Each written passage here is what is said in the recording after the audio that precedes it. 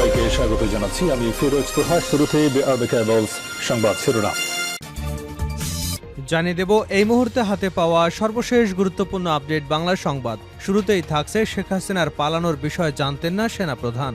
ছাত্র জনতার গণঅভ্যুত্থানে শেখ হাসিনা পালিয়ে যাবার বিষয়টি আগে থেকে জানা ছিল না বলে মন্তব্য করেছেন সেনাপ্রধান জেনারেল ওয়াকারুজ্জামান। তিনি জানান ৫ই অগাস্ট পরিস্থিতি দেখে তিনি যখন রাজনৈতিক দলের নেতাদের সঙ্গে আলোচনা করছিলেন ঠিক তখন তাকে জানানো হয় শেখ হাসিনা চলে যাচ্ছেন।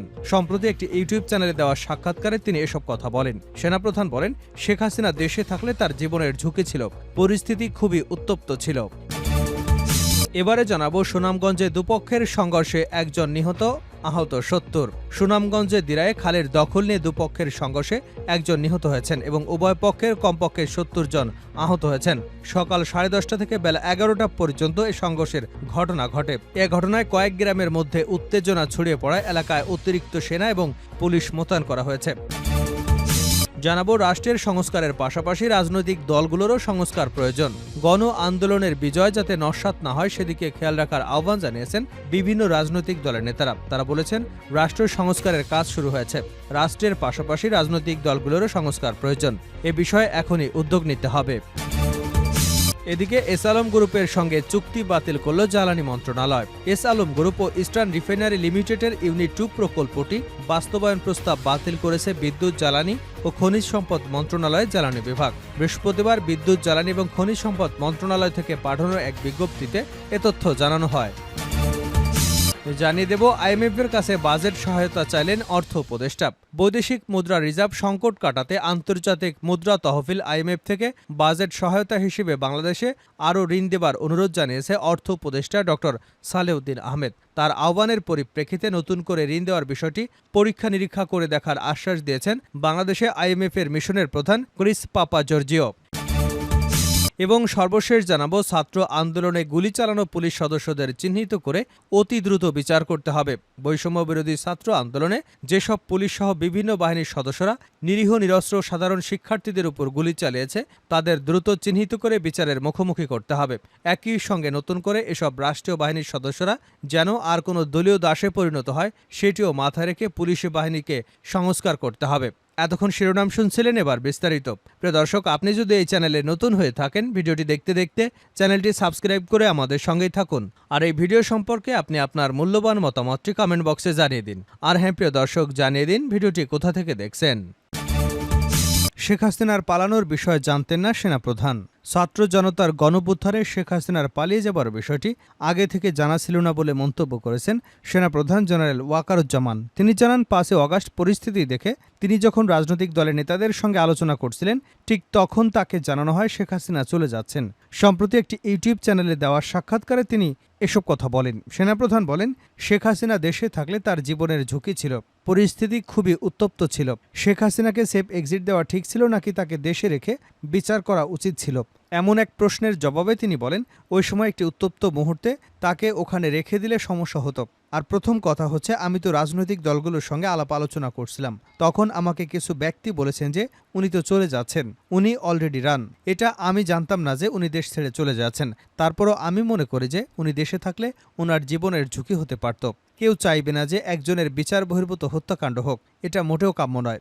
অন্তর্বর্তীকালীন সরকারকে সেনাবাহিনী সহযোগিতা করছে বলেও জানান সেনাপ্রধান। 16 বছরের জঞ্জাল 16 দিনে তো মিটবে। সেনাবাহিনীর মধ্যে এখনও অনেকেই শপথে রয়েছেন, তাদেরকে সরানো হচ্ছে না কেন, এমন প্রশ্নের জবাবে তিনি বলেন, এখনও তদন্ত চলছে, তদন্ত শেষ হলে অবশ্যই ব্যবস্থা নেওয়া হবে। অনেক ইস্যু আছে, সেগুলো তদন্ত হচ্ছে, এজন্য আমরা সময় নিচ্ছি, প্রমাণ লাগবে, প্রমাণিত না হলে কারো বিরুদ্ধে ব্যবস্থা নেওয়া যায় না। সেনাবাহিনী এখনও কেন ব্যারাকে যাচ্ছে না, তাদের এখন মাঠে থাকা উচিত কিনা, এই প্রশ্নের জবাবে জেনারেল ওয়াকারুজ্জামান বলেন, আমরা তো যেতে চাই, যত তাড়াতাড়ি সম্ভব চলে যেতে চাই, তবে সম্ভবত আমাদের আরও কিছুকাল থাকতে হবে, কারণ পুলিশ এখনও তাদের দায়িত্ব নেবার মতো অবস্থায় নেই। পুলিশ প্রায় অকার্যকর হয়ে গিয়েছিল, এখনও দায়িত্ব নেবার মতো হয়নি। তারা দায়িত্ব নেবার মতো হলে অবশ্যই আমরা ফেরত চলে যাব।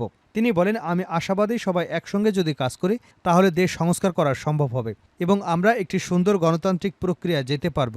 আমি এ সরকারকে সাহায্য করছি, এখান থেকে ফেরত যাবার কোনো অবকাশ নেই, জনগণকে ধৈর্য ধরতে হবে। সুনামগঞ্জে দুপক্ষের সংঘর্ষে একজন নিহত, আহত ৭০। সুনামগঞ্জের দিরাইয়ে খালের দখল নিয়ে দুপক্ষের সংঘর্ষে একজন নিহত এবং উভয় পক্ষের কমপক্ষে ৭০ জন আহত হয়েছেন। বৃহস্পতিবার 10:30 থেকে বেলা 11:30 পর্যন্ত এই সংঘর্ষের ঘটনা ঘটে। এ ঘটনায় কয়েক গ্রামের মধ্যে উত্তেজনা ছড়িয়ে পড়ায় এলাকায় সেনা এবং পুলিশ মোতায়েন করা হয়েছে। নিহত ব্যক্তির নাম পারুল মিয়া, বাড়ি রফিনগর গ্রামে। প্রত্যক্ষদর্শীরা জানান, দিরাই উপজেলার রফিনগর ইউনিয়নের বাংলাবাজার মির্জাপুর হয়ে মাসিমপুরগামী সরকারি খাল নিয়ে দীর্ঘদিন ধরেই রাফিনগর এবং মির্জাপুর গ্রামবাসীর মধ্যে দ্বন্দ্ব চলে আসছে। দুপক্ষই সরকারি এই খালে দখল নিতে চায়। বৃহস্পতিবার মির্জাপুরবাসী ওই খালে কাঁটা বাঁশ দিতে গেলে রাফিনগর গ্রামবাসী বাধা দেয়। এর জের ধরে দেশীয় অস্ত্রশস্ত্র নিয়ে দুপক্ষ সংঘর্ষে লিপ্ত হয়। সংঘর্ষের সময় প্রতিপক্ষের আঘাতে রাফিনগরে পারুল মিয়া 58 এর মৃত্যু ঘটে। ঘণ্টাব্যাপী সংঘর্ষে উভয় পক্ষের কমপক্ষে ৭০ জন আহত হয়েছেন। আহতদের মধ্যে আশঙ্কাজনক অবস্থায় দুপক্ষের 10 জনকে সিলেট ওসমানী মেডিকেল কলেজ হাসপাতালে ভর্তি করা হয়েছে। অন্যদিকে দিরাই হাসপাতালে চিকিৎসা নিয়েছেন আরও অনেকে। দিরাই থানার ওসি ইখতিয়ার উদ্দিন চৌধুরী জানান, 2 গ্রামবাসীর সংঘর্ষে একজন মারা গেছেন। ঘটনাস্থলে পুলিশ এবং সেনাবাহিনী পাঠানো হয়েছে। রাষ্ট্রের পাশাপাশি রাজনৈতিক দলগুলোরও সংস্কার প্রয়োজন। গণ আন্দোলনের বিজয় যাতে নস্যাৎ না হয়ে যায় সেদিকে খেয়াল রাখার আহ্বান জানিয়েছেন বিভিন্ন রাজনৈতিক দলের নেতারা। তারা বলছেন, রাষ্ট্রের সংস্কারের কাজ শুরু হয়েছে। রাষ্ট্রের পাশাপাশি রাজনৈতিক দলগুলোরও সংস্কার প্রয়োজন। এ বিষয়ে এখনই উদ্যোগ নিতে হবে। বৃহস্পতিবার বিকেলে ঢাকা রিপোর্টার্স ইউনিটিতে রাষ্ট্র সংস্কার আন্দোলন আয়োজিত জুলাই গণঅভ্যুত্থানের আকাঙ্ক্ষা বাস্তবায়নে অন্তর্বর্তীকালীন সরকারের দায়িত্ব ও অভ্যুত্থানের স্পিরিট রক্ষায় করণীয় শীর্ষক সংলাপে এসব কথা বলেন নেতারা। রাষ্ট্র সংস্কার আন্দোলনের সমন্বয়ক হাসনাত কায়েমের সঞ্চালনায় সংলাপে বক্তৃতা করেন গণফোরামের সাধারণ সম্পাদক অ্যাডভোকেট সুব্রত চৌধুরী সহ আরও অনেকে। আলোচনায় অংশ নিয়ে গণফোরামের সাধারণ সম্পাদক সুব্রত চৌধুরী বলেন, সংস্কার দরকার রাজনৈতিক দলগুলোর মধ্যে। সবাই যদি দাবি দেওয়া নিয়ে উৎপাতের সুযোগ করে দেয় তাহলে সংস্কার হবে না, আবারও 1-11-র মতো হবে। গত 15 বছরে অনিয়ম বঞ্চনার অবসান করবে নির্বাচিত সরকার। সবকিছু অন্তর্বর্তী সরকারের উপরে চাপিয়ে দিলে হবে না, সংস্কারকে গুরুত্ব দিতে হবে। বিএনপির সমালোচনা করে নাগরিক ঐক্যের সভাপতি মাহমুদুর রহমান মান্না বলেন, রক্তের দাগ শুকানোর আগেই দলটি যা ঘটালো তাতে জনগণের সমর্থন হারিয়েছে। এটা বন্ধ করতে হবে। জাতীয় ঐক্যমত্যের কথা মাথায় রেখে এখনই সাংবিধানিক সংস্কারের উদ্যোগ নিতে হবে, না হলে পরিবর্তনের বাংলাদেশ আবারও একই দিকে যাবে। বিপ্লবী ওয়ার্কার্স পার্টির সাধারণ সম্পাদক সাইফুল হক বলেন, মুক্তিযুদ্ধের সময় যারা গণহত্যা করেছে তাদের বিচার যেমন প্রতিহিংসার ছিল না, তেমনি 16 বছরের নানা অত্যাচারের বিচার ঠিকই করতে হবে। সারা দেশে থানা পুলিশ এখনও পুরোপুরি কাজ শুরু করেনি। সরকারকে বিষয়টি অগ্রাধিকার দিতে হবে। অভ্যুত্থানকে প্রশ্নবিদ্ধ করবেন না। সরকার কোথায় থামবে সেটা দ্রুত স্পষ্ট করতে হবে। দেশ চালানোর জন্য শাসক নয়, জনগণের প্রতিনিধি দরকার বলে মন্তব্য করেন গণসংহতি আন্দোলনের প্রধান সমন্বয়ক জুনায়েদ সাকিব। তিনি বলেন, জনপ্রতিনিধির ক্ষমতা কখনই গণমানুষের থেকে বেশি না হলেই জবাবদিহি নিশ্চিত হবে। তিনি আরও বলেন, ছাত্রদের হত্যা করে সেই রক্তের উপর ক্ষমতায় টিকে থাকতে চেয়েছিল আওয়ামী লীগ সরকার, কিন্তু সব চেষ্টাই ব্যর্থ। এই আন্দোলনের বিজয় যেন বেহাত না হয় সেটা লক্ষ্য রাখতে হবে। সবাইকে সঙ্গে নিয়ে এগিয়ে যেতে হবে। ভাসানী অনুসারী পরিষদের শেখ রফিকুল ইসলাম বাবলু বলেন, আওয়ামী লীগ যখনই ক্ষমতায় গেছে তখনই ফ্যাসিবাদ কায়েম করেছে। এমন ফ্যাসিবাদ রুখতে সংবিধান সংস্কার আনতে হবে। জনবিরোধী ধারাগুলো সংস্কার করে সংবিধানে জনগণের স্বার্থ সুরক্ষা নিশ্চিত করতে হবে। এসআলম গ্রুপের সঙ্গে চুক্তি বাতিল করল জ্বালানি মন্ত্রণালয়। এসআলম গ্রুপ এবং ইস্টার্ন রিফাইনারি লিমিটেড ইউনিট 2 প্রকল্পটি বাস্তবায়ন প্রস্তাব বাতিল করেছে বিদ্যুৎ, জ্বালানি ও খনিজ সম্পদ মন্ত্রণালয় বিভাগ। বৃহস্পতিবার বিদ্যুৎ, জ্বালানি এবং খনিজ সম্পদ মন্ত্রণালয় থেকে পাঠানো এক বিজ্ঞপ্তিতে এ তথ্য জানানো হয়। বিজ্ঞপ্তিতে বলা হয়, ইআরএল এর প্রস্তাবিত ইনস্টলেশন অব ইআরএল ইউনিট 2 প্রকল্পটি এসআলম গ্রুপের মধ্যে সরকারি বেসরকারি যৌথ উদ্যোগী চুক্তির আওতায় বাস্তবায়ন প্রস্তাব বাতিল করা হলো। একই সঙ্গে প্রকল্পটি ডিপিপি বৈদেশিক মুদ্রার হালনাগাদ রেট অনুযায়ী প্রাক্কালন এবং সমস্ত ক্রয় পরিকল্পনা পিপিআর 2008 অনুযায়ী প্রণয়নপূর্বক পরিকল্প কমিশনে পুনর্গঠিত ডিপিপি বাংলাদেশ পেট্রোলিয়াম কর্পোরেশনে পাঠানোর সিদ্ধান্ত নেওয়া হয়েছে।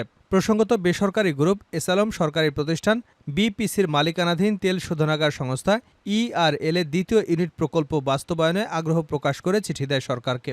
এর আগে এই প্রকল্পটি ফ্রান্সের টেকনিপের অর্থায়ন এবং কারিগরিতে নির্মিত হবার কথা ছিল। এজন্য প্রায় 10 বছর কাজ চলে। প্রায় 1,500 কোটি টাকা খরচও করে সরকার।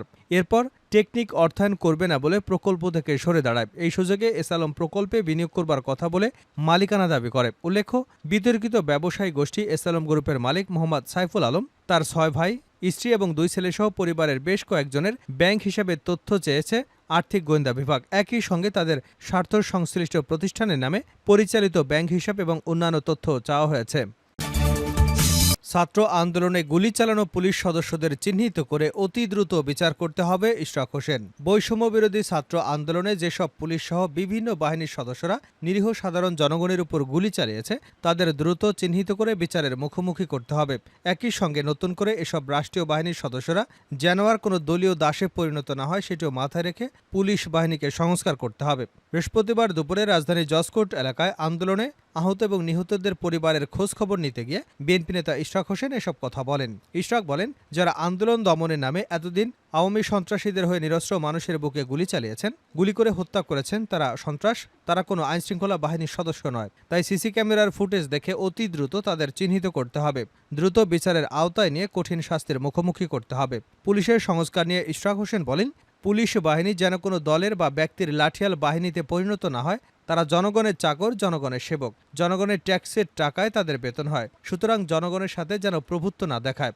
আমরা চাই আগামী দিনে পুলিশের সদস্যরা এমন আচরণ আর না করুক। যারা নিরীহ জনগণের উপর, শিশুদের উপর গুলি চালিয়েছে তারা পুলিশ নন। ধুলাইখাল এলাকায় গিয়ে স্থানীয় বিএনপি নেতাকর্মীদের নিয়ে বৈষম্য বিরোধী ছাত্র আন্দোলনে নিহত হওয়া হাবিবুল্লাহ বাহারের শিক্ষার্থী আব্দুল্লাহ সিদ্দিকের পরিবারের সঙ্গে দেখা করেন তিনি। এ সময় তাকে দেখে কান্নায় ভেঙে পড়ে নিহত আব্দুল সিদ্দিকের মা ও বাবা।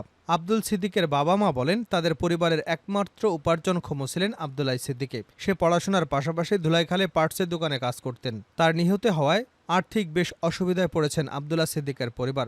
এ সময় ইশরাক হোসেন তার পরিবারের পাশে থাকার ঘোষণা দেন। সেই সঙ্গে সরকারের কাছে দাবি জানান, আব্দুল্লাহ সিদ্দিক সহ এই আন্দোলনে নিহত হওয়া প্রত্যেক পরিবারের একজনকে সরকারি চাকরি নিশ্চিত করতে হবে।